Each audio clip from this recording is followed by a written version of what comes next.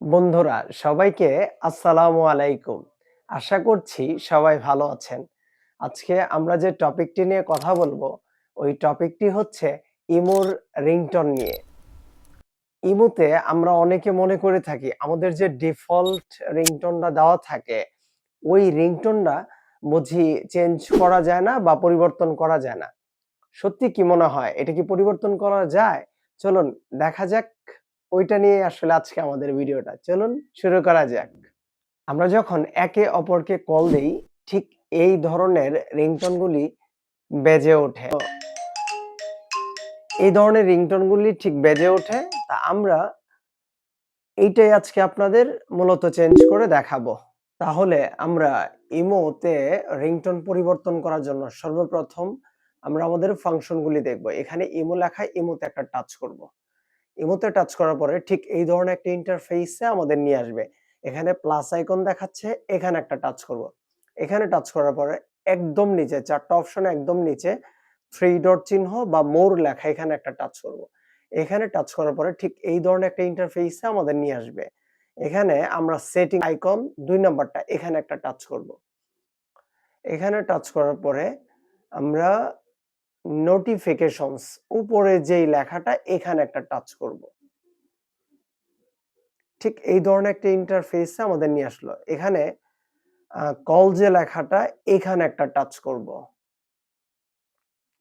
এখন আমাদের নিয়ে আসলো এই ধরনের একটা ইন্টারফেসে যেখানে লেখা আছে রিংটোন, এখানে একটা টাচ করব। এখানে টাচ করার পরে আমরা ইউজ ফোন রিংটোন এখানে একটা টাচ করব। যদি আমরা এখানে টাচ করি, আপনার মোবাইলে বা গ্যালারিতে যদি ভিডিও কোনো সাউন্ড থাকে ওইটা ব্যবহার করতে পারবেন। তো আমরা এটা ব্যবহার করব না, আমরা ব্যাক করে চলে যাব। আমরা রিংটোনে এখানে একটা টাচ করব। এখানে টাচ করার পরে আমরা যদি সর্বপ্রথম এইটা দেই, ঠিক এই ধরনের একটা রিংটোন বেজে উঠছে। সেকেন্ডটা যদি দেই, এইভাবে চেঞ্জ হচ্ছে। তো আমরা একটা রিংটোন সেট করি। এইটাই থাকুক। থাকার পরে আমরা ওকে দিয়ে দিব। দেওয়ার পরে এখন দেখব যে রিংটোনটা পরিবর্তন হলো কিনা। তো আমরা বের হয়ে চলে আসি, এখন দেখি।